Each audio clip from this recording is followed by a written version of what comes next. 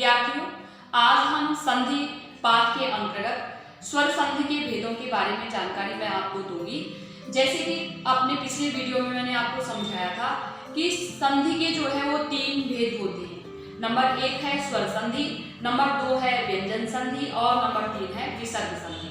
तो आज हम स्वर संधि के भेदों के बारे में जानकारी ग्रहण करेंगे। स्वर संधि, जैसे कि बच्चों आपको पता ही है कि स्वर संधि किसे कहते हैं। स्वर संधि जो है स्वर का स्वर से मेल होने पर, स्वर का स्वर से मेल होने पर जो विकार उत्पन्न होता है या जो परिवर्तन आता है उसे ही हम स्वर संधि कहते हैं। इसके 5 भेद होते हैं। कितने भेद होते हैं? 5 भेद होते हैं। नंबर 1 पर है दीर्घ स्वर संधि। दीर्घ स्वर संधि। अब दीर्घ स्वर संधि किसे कहते हैं? दीर्घ स्वर संधि की परिभाषा मैं यहाँ पर लिख देती हूँ और उसके बाद मैं उदाहरणों के माध्यम से आपको समझाऊंगी।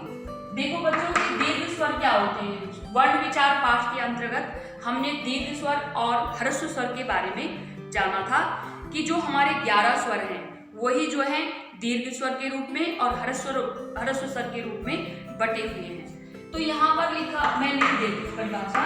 किसी स्वर के दीर्घ या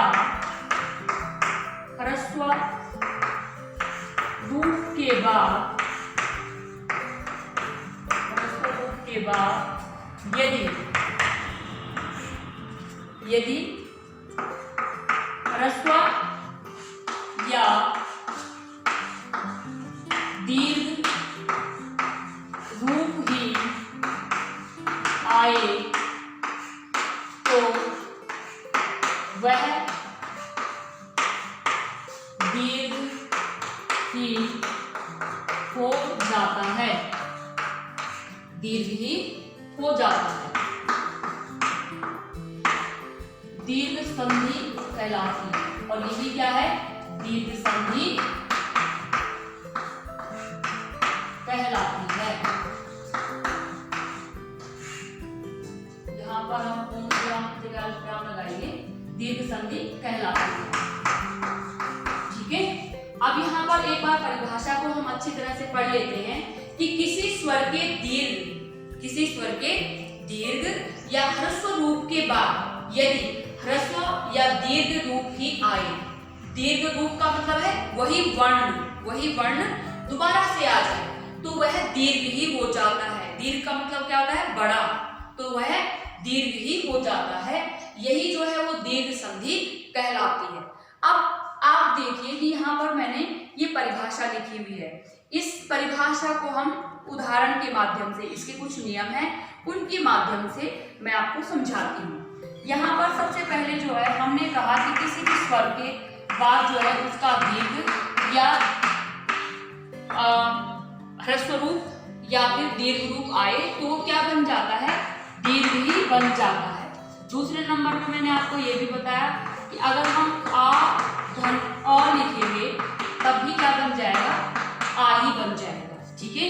और इसके बाद अगर हम छोटा आ और ये छोटा आ लिखेंगे तब भी यहाँ पर बड़ा आ ही बनेगा। नंबर 4 पे अगर हम इसको आ धन आ यानी दीर्घ स्वर से दीर्घ स्वर का ही मेल हो रहा है तो वह दीर्घ स्वर ही बनेगा। ठीक है। तो ये तो थे आ। ये अगर हम ह्रस्व स्वर के बाद दीर्घ स्वर आता है तब भी दीर्घ स्वर बनता है, या दीर्घ स्वर के बाद ह्रस्व स्वर आएगा तब भी दीर्घ स्वर बनेगा, और यदि ह्रस्व के बाद ह्रस्व स्वर आएगा तब भी दीर्घ स्वर ही बनेगा, और अगर दीर्घ स्वर के बाद दीर्घ स्वर ही आता है तो तब भी दीर्घ स्वर ही बनता है, अर्थात दीर्घ वर्ण ही आता है। इसके बाद जो 5वें नंबर पे है, अगर हम इसको इस रूप में भी लिखें कि ह्रस्व स्वर के बाद अगर दीर्घ स्वर आता है तब भी क्या बनता है? दीर्घ स्वर ही बनता है। और अगर हम इसको इस तरीके से लिखें कि दीर्घ स्वर के बाद जो है वो ह्रस्व स्वर आता है तब भी जो है दीर्घ स्वर बनता है, और अगर हम इसको दीर्घ स्वर के बाद दीर्घ स्वर लिखेंगे तब भी जो है वो दीर्घ स्वर ही आएगा। और यदि हम इसको इस तरीके से भी लिखेंगे कि ह्रस्व स्वर के बाद जो है ह्रस्व स्वर आएगा तो यहाँ पर जो है वो दीर्घ स्वर ही बनेगा। ये इसके नियमों के अंतर्गत है। अब आप देखिए कि हम यहाँ पर इसको कैसे किस प्रकार से, ये तो थी इसकी नियमावली। इसके अलावा और भी है, यहाँ पर हम लिख देते हैं और भी कि अगर यहाँ पर ह्रस्व स्वर के बाद जो है वो दीर्घ स्वर आता है तब भी क्या बनता है, दीर्घ स्वर ही बनेगा। और अगर हम इसको इस तरीके से भी लिखते हैं कि दीर्घ स्वर के बाद अगर दीर्घ स्वर ही आ रहा है तो वह दीर्घ स्वर में ही परिवर्तित होगा। यहाँ पर हम इसको ऐसे भी लिख सकते हैं कि ह्रस्व स्वर के बाद अगर ह्रस्व स्वर आता है तो दीर्घ स्वर बनता है। और अगर हम इसको इस तरीके से लिखेंगे कि दीर्घ स्वर के बाद जो है वो ह्रस्व स्वर आता है तो वह भी दीर्घ स्वर बनता है। ये इनके नियम हैं। ये दीर्घ स्वर संधि के अंतर्गत ये सभी नियम आते हैं, ये इस प्रकार से लागू होते हैं। अब हम उदाहरण के माध्यम से इस बात को समझेंगे, इस बात को जानेंगे। जैसे कि हमने कहा था कृष्णावतार, एक शब्द लिया मैंने, जैसे यहाँ पर एक उदाहरण लिख लूं मैं, कृष्ण धन अवतार। अब आप देखिए कि कृष्ण धन अवतार, कृष्ण यहाँ पर क्या ध्वनि आ रही है, अ ध्वनि आ रही है। और यहाँ पर भी क्या है, अ है, यानी पहले वर्ण का अंतिम ध्वनि, पहले वर्ण की अंतिम ध्वनि या अंतिम वर्ण क्या आया, अ, कृष्ण। और दूसरे शब्द का पहला वर्ण क्या है, अ है, पहले शब्द का अंतिम वर्ण और दूसरे शब्द का पहला वर्ण। तो अभी हमने यहाँ पर आपको बताया था इस नियम के अंतर्गत कि अगर ह्रस्व स्वर के बाद ह्रस्व स्वर आता है तो वह दीर्घ स्वर में परिवर्तित हो जाता है। कैसे, यहाँ पर हम आ ही लिखेंगे। और इसका जो संधि इन वर्णों के मेल से जो विकार उत्पन्न हुआ या परिवर्तन आया वो होगा कृष्णावतार। अब आप देखिए कि ये जो कृष्णावतार है, ये यहाँ पर ये जो विकार उत्पन्न हुआ, ये जो हमारा स्वर है वो यहाँ पर मात्रा के रूप में परिवर्तित हो गया। ठीक है, ऐसे ही हम यहाँ पर एक और उदाहरण देती हूँ मैं आपको, भोजन धन आलय। अब आप देखिए कि भोजन धन आलय में क्या है, भोजन यहाँ पर जो है इस शब्द के अंतिम ध्वनि जो आ रही है वो आ का उच्चारण कर रही है, छोटे आ का उच्चारण। और यहाँ पर आलय शब्द जो लिखा है उसका पहला वर्ण है आ। तो यहाँ पर अभी मैंने आपको समझाया, आप देखिए कि जब छोटे आ में बड़ा आ यानी ह्रस्व स्वर में जब दीर्घ स्वर मिलता है तो वह दीर्घ ही बन जाता है। तो इसलिए यहाँ पर भी क्या होगा, दीर्घ स्वर ही बनेगा। और इस स्वर से, इन वर्णों के मेल से जो विकार उत्पन्न हुआ या जो परिवर्तन आया वो यहाँ पर हम देखने में हमें मिलेगा भोजनालय। यहाँ पर क्या बन जाएगा शब्द, भोजन धन आलय मिलकर क्या बना, भोजनालय। भोजना, यहाँ पे जो अ की ध्वनि है वो इस वर्ण की ध्वनि है, तो यहाँ पर ये परिवर्तन हो गया। ठीक है, इसी प्रकार से हम यहाँ पर ये इसके ई का उच्चारण, ई का जो हमने लिया था ह्रस्व ई, छोटा ई और दीर्घ ई, इन दोनों के मेल से कैसे हम परिवर्तन कर देते हैं, कैसे परिवर्तन हो जाता है इन वर्णों के मेल से। देखिए हमने यहाँ पर लिखा है गिरीश। गिरीश शब्द जो है ये एक संधि शब्द है, लेकिन अगर मैं इसको ही आपको ये समझाऊं कि अगर हम इसको अलग अलग करके लिखेंगे, गिरी धन ईश, तो आप देखिए यहाँ पे गिरी ई, ह्रस्व ई की ध्वनि निकल रही है गिरी। और यहाँ पर दूसरे शब्द में जो है ई लिखाई हुआ है, पहला वर्ण है। तो जब ह्रस्व ई और दीर्घ ई मिलते हैं तो वो दीर्घ ई ही बन जाती है। इसीलिए यहाँ पर जो इनका मेल हुआ गिरिधन ईश का, वह क्या बनेगा, गिरीश। आप देखिए क्या बना, गिरीश। जो ये ई वर्ण था वो यहाँ पर मात्रा के रूप में परिवर्तित हो गया। इसीलिए क्या है, ह्रस्व स्वर का दीर्घ स्वर से अगर मेल हो, या ह्रस्व का ह्रस्व से जो मेल होता है, या दीर्घ का दीर्घ से मेल होने पर जो विकार उत्पन्न होगा वही जो है हमारी दीर्घ स्वर संधि कहलाएगी। अब एक उदाहरण मैं आपको ऊ से भी दे देती हूँ। यहाँ पर आप देखिए, हमने एक शब्द लिखा यहाँ पे भानु, धन उदय। अब आप देखिए कि भानु, भानु शब्द में भानु, ऊ छोटे यानी ह्रस्व ऊ की ध्वनि निकल रही है, और यहाँ पर भी दूसरे शब्द का पहला वर्ण क्या है, ऊई है। तो यहाँ पर क्या होगा, ह्रस्व स्वर से जब ह्रस्व स्वर का मेल होता है तो वह क्या बन जाता है, दीर्घ स्वर बन जाता है। तो इसलिए यहाँ पर क्या होगा, जो हमारा शब्द होगा भानुदय, क्या होगा, भानुदय, भानुदय होगा।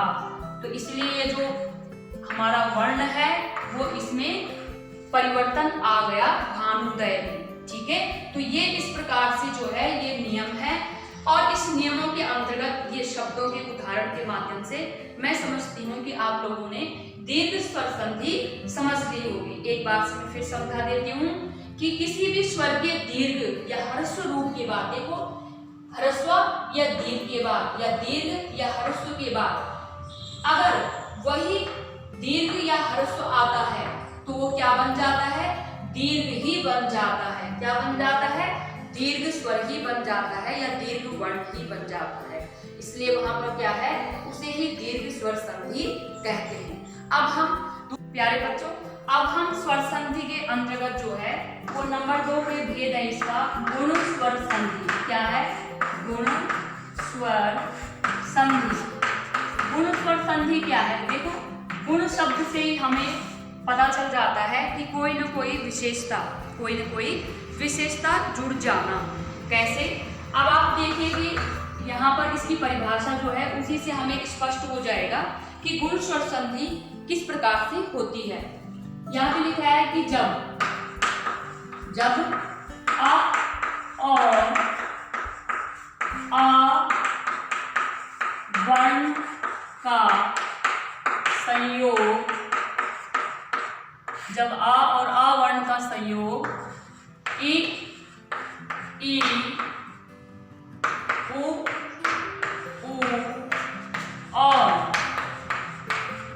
री से होता है तो क्या बनता है, ओ, ए और अर बन जाता है। क्या है, यही जो है गुण स्वर संधि है। इसे ही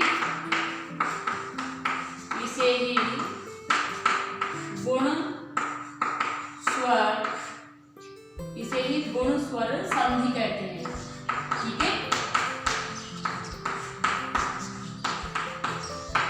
संधि कहते हैं।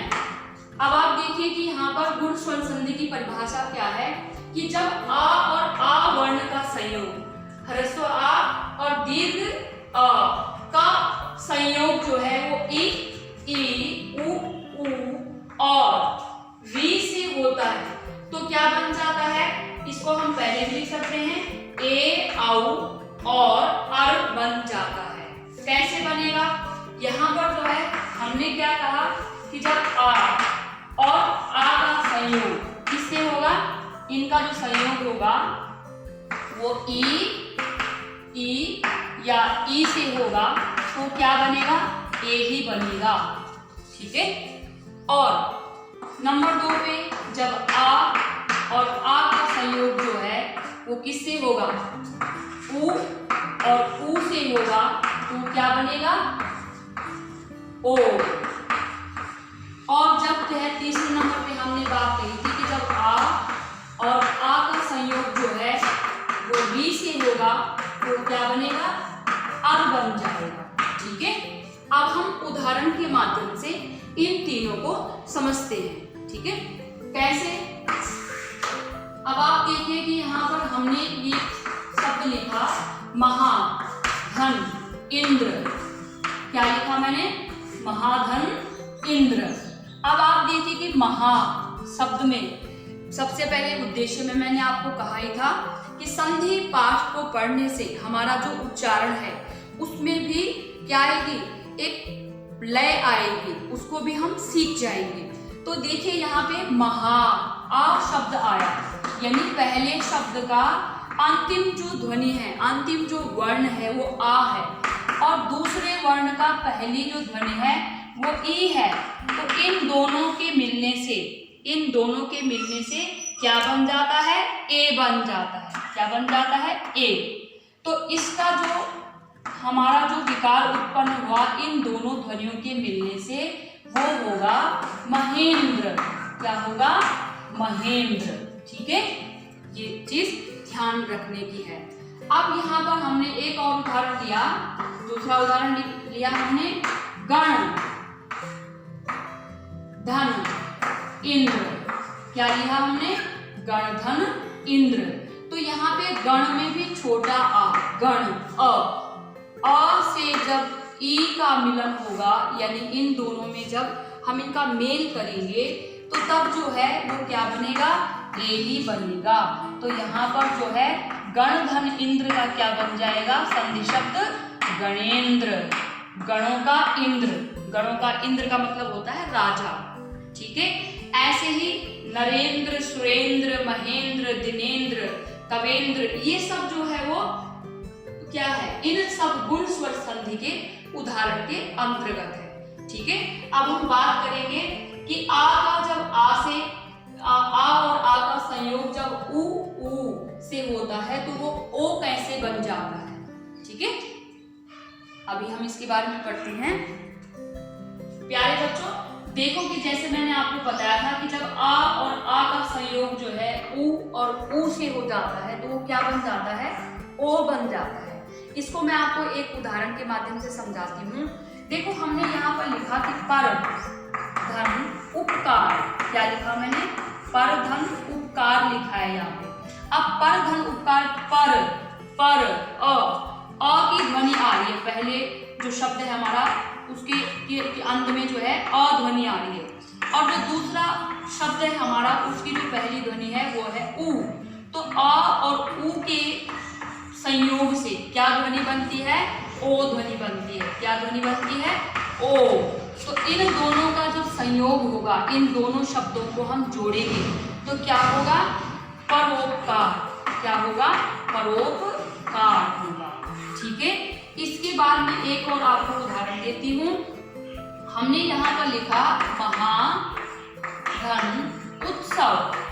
अब आप देखिए कि महा, यहाँ पर जो अंतिम ध्वनि है वो है आ, और इसके बाद इस दूसरे शब्द का पहली जो ध्वनि है वो है उ।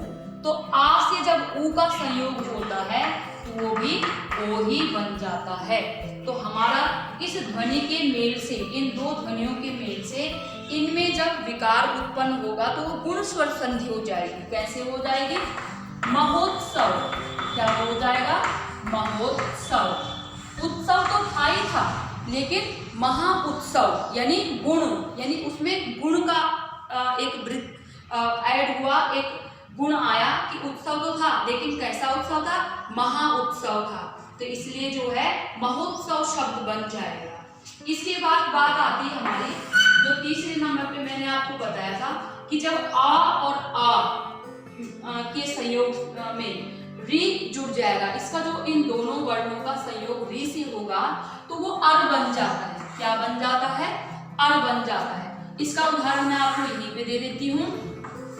उदाहरण है इसका, हमने यहाँ पे लिखा देव धन ऋषि।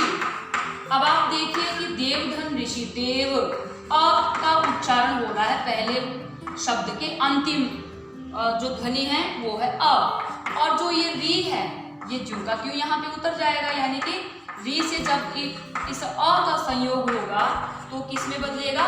अर में बदल जाएगा। इसलिए यहाँ पर ये जो शब्द है वो बन जाएगा देवर्षि। क्या बन जाएगा? देवर्षि। ठीक है, एक और उदाहरण मैं आपको देती हूँ। यहाँ पर हमने यहाँ पर लिखा सप्त, क्या लिखा हमने? सप्त, और सप्त के बाद हमने ऋषि कर दिया। क्या कर दिया?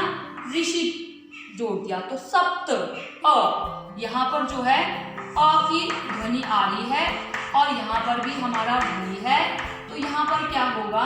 अ का संयोग जब री से होता है तो वह अर ही होता है, और इस अर से जो हमारा परिवर्तन आया शब्द में या विकार उत्पन्न हुआ तो वो क्या बनेगा? सप्तऋषि। क्या बनेगा? सप्तऋषि, सप्तर्षि बोल सकते हैं हम इसको। ठीक है, तो ये तो हमारी गुण स्वर संधि हुई। अब हमने जो है दीर्घ स्वर संधि और गुण स्वर संधि के बारे में जानकारी प्राप्त कर ली है। अब हम जो है वृद्धि स्वर संधि के